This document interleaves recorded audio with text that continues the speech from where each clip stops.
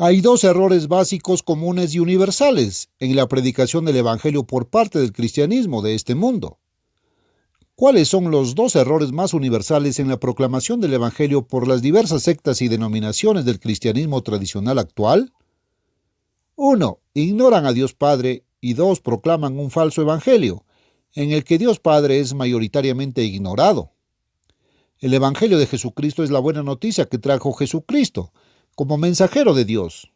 En otras palabras, el mensaje que Dios Padre envió a la humanidad por su Hijo y mensajero. Malaquías 3:1. Jesús dijo claramente: digo lo que he visto con mi Padre, porque yo procedí y vengo de Dios, ni he venido por mí mismo. Versículo 42.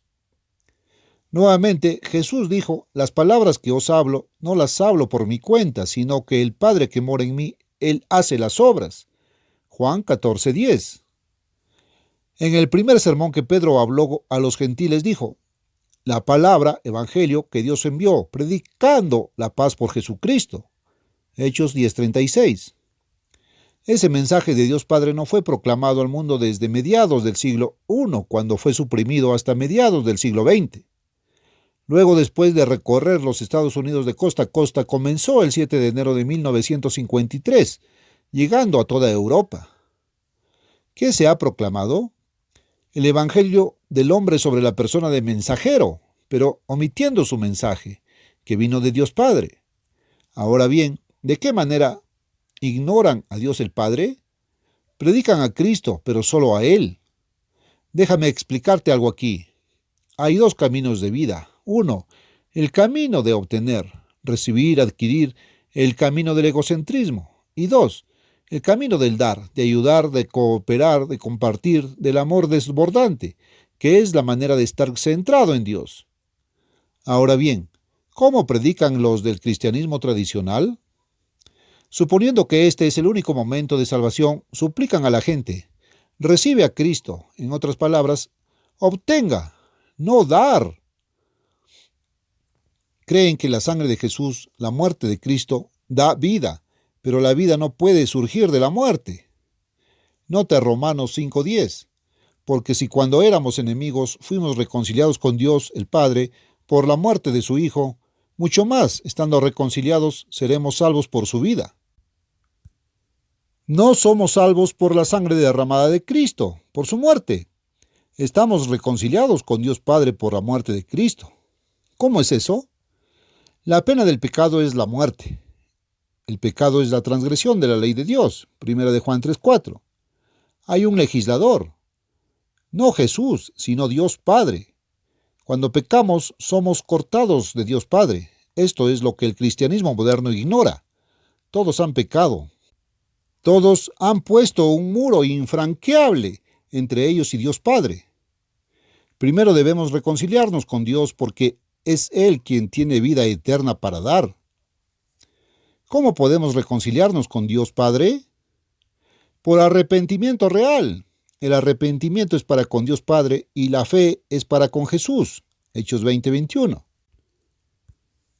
Una vez que verdaderamente nos arrepentimos, lo que significa un cambio completo de actitud, forma de vida y propósito, entonces nuestra fe en Jesucristo y su sangre derramada para el pago de la pena de nuestros pecados destruye ese muro infranqueable entre nosotros y Dios el Padre, y entonces podremos recibir su Espíritu Santo, después de haber dado nuestra vida, mediante el arrepentimiento y la fe, a Cristo, quien la compró y pagó con su muerte. Entonces nuestra salvación, regalo de la vida eterna, es posible por la resurrección de Cristo, por su vida. Pero el cristianismo de este mundo cree que puede recibir vida eterna de la muerte de Jesús, y solo de Jesús, dejando fuera al Padre. Y una vez convertido, cambiado, entonces ¿qué? Debemos mantenernos reconciliados con Dios mediante la obediencia a su ley. Si cometemos un resbalón o caemos en el camino, entonces, si confesamos nuestros pecados, Él es fiel y justo para perdonarnos nuestros pecados. 1 de Juan 1:9. Por supuesto, el cristianismo tradicional ha perdido de vista la ley de Dios y lo que constituye el pecado. Ignoran el hecho de que primero debemos reconciliarnos con Dios el Padre. Nadie puede venir a Jesús para salvación eterna a menos que Dios Padre primero lo traiga.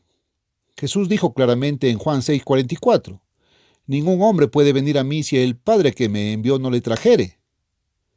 Es Dios Padre quien decide a quién llamará. Es Dios Padre de quien nos hemos separado al transgredir su ley. Es el Padre quien tiene el Espíritu Santo para dar.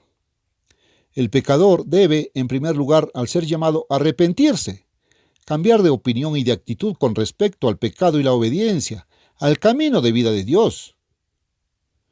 ¿Cómo llama Dios a uno?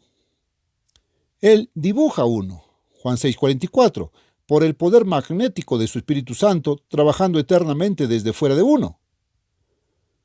A través de su Espíritu, Dios convence a uno. El mismo día que Cristo fundó la iglesia, Pedro había predicado un sermón inspirado por el Espíritu. 3,000 allí fueron compungidos de corazón. Fueron compungidos hasta el corazón. Versión estándar revisada. Les llegó directo al corazón. Traducción de Moffat. En otras palabras, todas sus mentes y actitudes fueron convencidas de culpa y cambiadas, listas para el arrepentimiento. Un cambio completo al camino de vida de Dios. Esto los llevó al arrepentimiento hacia Dios Padre. Entonces, creyeron en Jesucristo. Fueron bautizados y Dios Padre les dio su Espíritu Santo. Ahora, ¿qué evangelio trajo Jesús de parte de Dios Padre? ¿Cuál fue el mensaje que el Padre envió a la humanidad por medio de Jesús? En Marcos 1:14-15 leemos, el comienzo del Evangelio de Jesucristo. Después que Juan fue encarcelado, vino Jesús a Galilea, predicando el Evangelio del reino de Dios y diciendo, el tiempo se ha cumplido y el reino de Dios se ha acercado. Arrepentíos y creed en el Evangelio. Jesús proclamó el gobierno de Dios basado en la ley de Dios, para gobernar toda la tierra, en la segunda venida de Cristo. Ahora pronto. El reino de Dios es la divina familia de Dios, nacida, de la cual Dios Padre es Padre de toda la familia.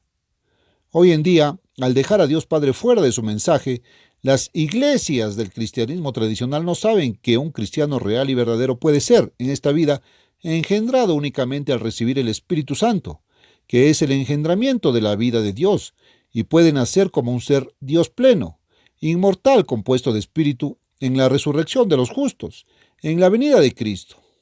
En una palabra, al ignorar a Dios Padre, hacen que la vida, el Evangelio, la muerte y la resurrección de Jesucristo sean completamente sin significado.